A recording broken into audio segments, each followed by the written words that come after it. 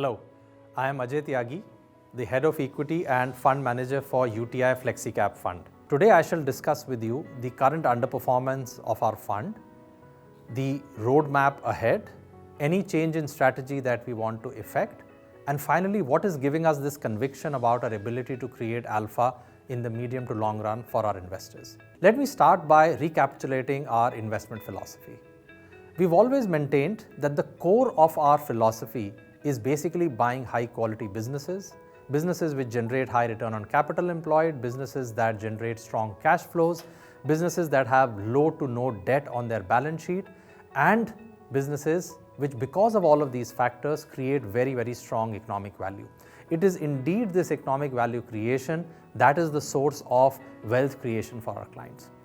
But it's not enough to just look at businesses that have high quality. What we are looking for is businesses that can also grow their franchise very, very well into the future and reinvest their cash flows for future growth. It is at this juncture that within this set of high quality businesses, we go out hunting for businesses that possess the growth attribute as well, businesses that have a very, very long growth runway in front of them. And therefore, our fund is basically constructed at the intersection of both quality and growth. We want both of these attributes together. Finally, the valuation. We indeed want to buy businesses at or around fair value. We don't want to run a strategy which is growth at any price. But at the same time, we also basically know that certain businesses which are having high return on capital and high growth will never come cheap, and we have to pay up for these businesses. However, the mood of the market never stays constant. The markets keep changing their moods every now and then. This slide is basically a comparison of the Nifty Value Index versus the Nifty Quality Index. And as you can see here, the mood changes as is reflected in sometimes value outperforming quality and sometimes just the reverse. The yellow shaded areas are phases when value has outperformed quality. The blue shaded areas are when quality has outperformed value. Over the extreme right, you can see that value has massively outperformed quality over the last 3 years, something which has hurt a quality focused strategy like ours. If you pay attention to this slide now, it's divided into two parts. The upper chart is basically the behavior of quality versus the markets in general. We've basically compared the Nifty Quality Index with a very wide benchmark, which is CNX 500. The green shaded areas here are the ones where quality has outperformed the broader market. Just like the black shaded areas here are the phases when quality has underperformed the broader market.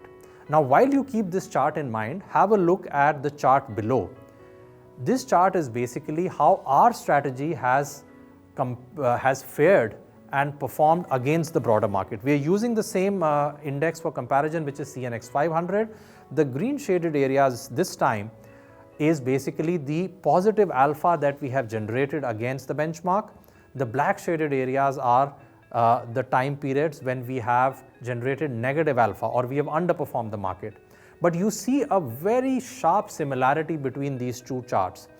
They are extremely congruous to each other. The green shaded areas, both in the top and the bottom chart, are happening at the same time frame, and the black shaded areas, which is basically the underperformance of quality and also the underperformance of our fund, also happen at similar time frames. And this basically tells you a story and gives you an insight that whenever quality underperforms in the marketplace, our fund will also create negative alpha. But as the mood of the market shifts, which is what we saw in the previous slide, and quality starts to outperform, our fund will also start generating alpha. Has this happened in the past? Well, this slide tells you that it has happened in the past many times. Over the last 12 years, this is how our fund has performed against the benchmark at different points of time when quality was underperforming. So whether it was 2010 when we underperformed significantly, or it was 2017, or the latest period of underperformance of 2022, they all happened when quality was massively underperforming. But it was remaining focused on our core belief.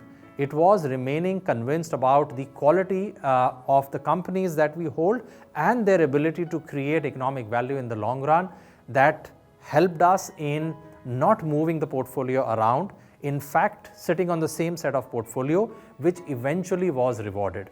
Because if you look at the rightmost column now, that's basically the annualized alpha that we have created against the benchmark over a 3-year period. So yes, we did underperform in 2017 significantly against the market, but our patience was rewarded, our stock selection was rewarded, because eventually we created a 6% alpha over the subsequent periods against the benchmark.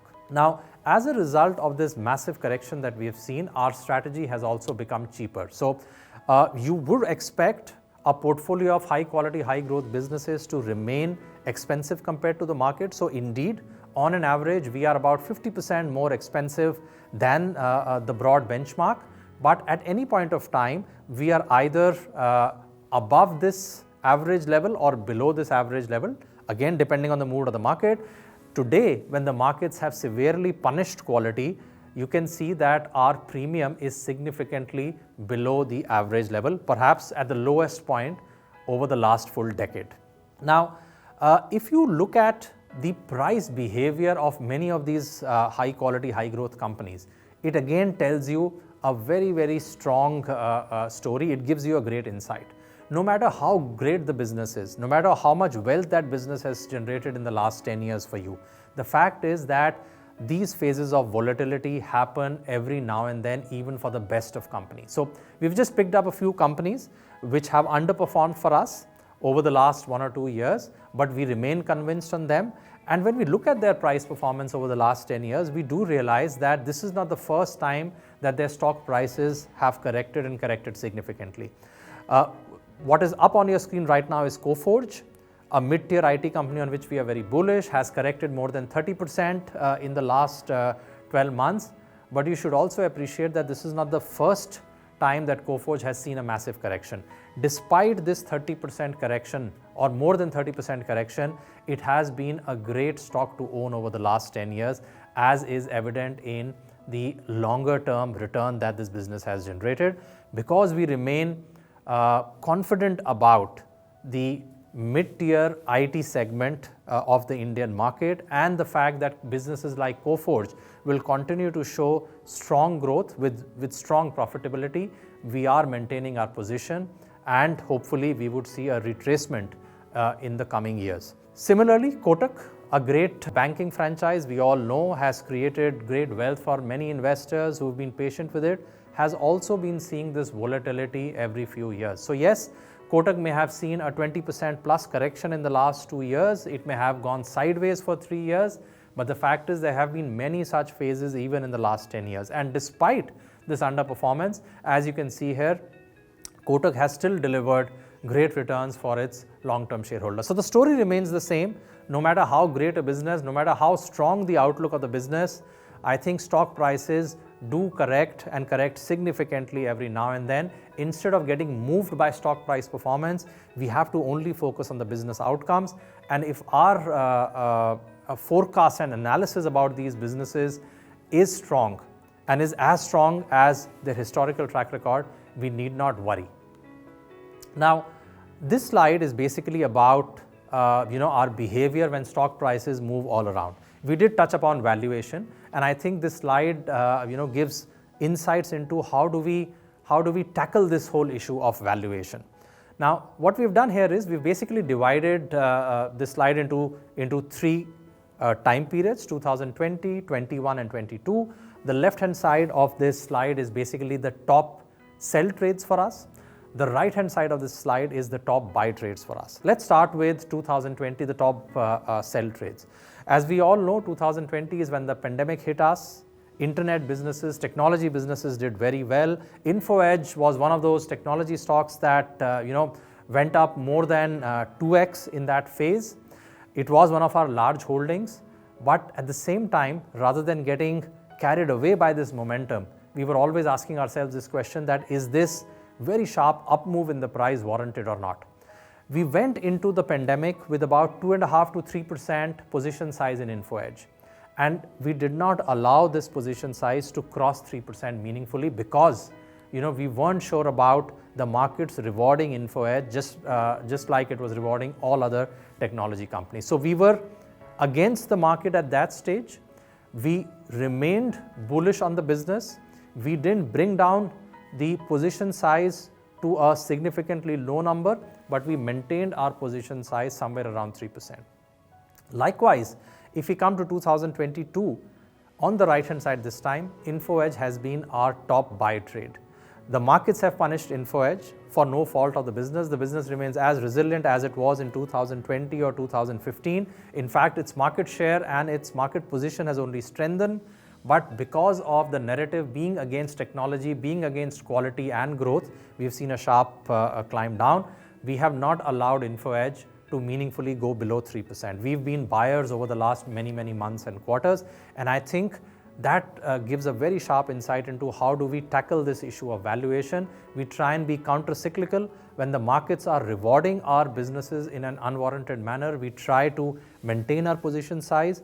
Just as when the markets are punishing our businesses, we again try to maintain our position size by buying more stocks which are being sold out.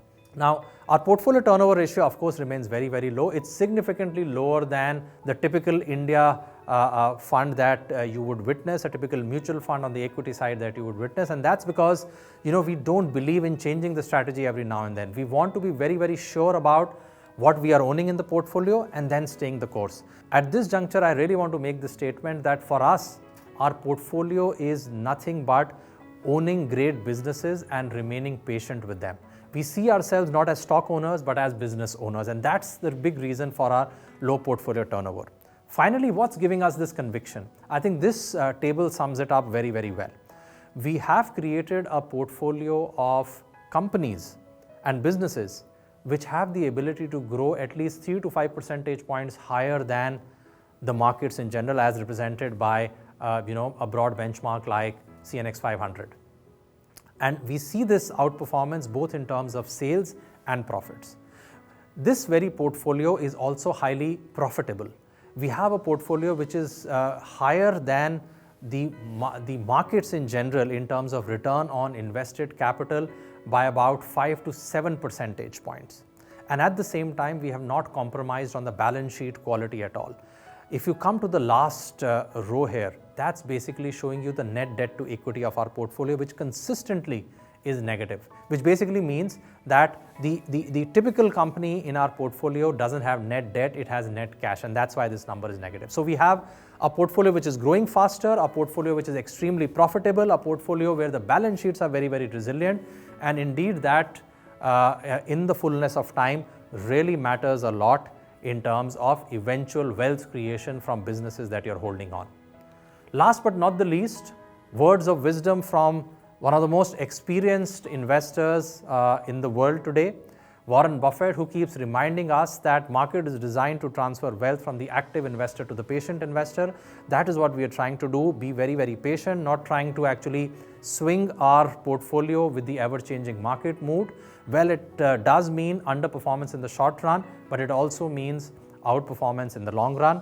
And this is what Warren Buffett's partner Charlie Munger keeps reminding us, that great investing requires a lot of delayed gratification. Yes, every now and then one may look like a fool when you are underperforming, but the fact is, if you are convinced about the outcomes of the business that you are holding in your portfolio, you indeed will be gratified in the long run. Be prepared for delayed gratification. With that, I would just want to end the session today. Thank you very much for your patient hearing and also for your patient investment into our fund. We are confident about creating wealth for you and your investors in the long run. Thank you very much and have a good day.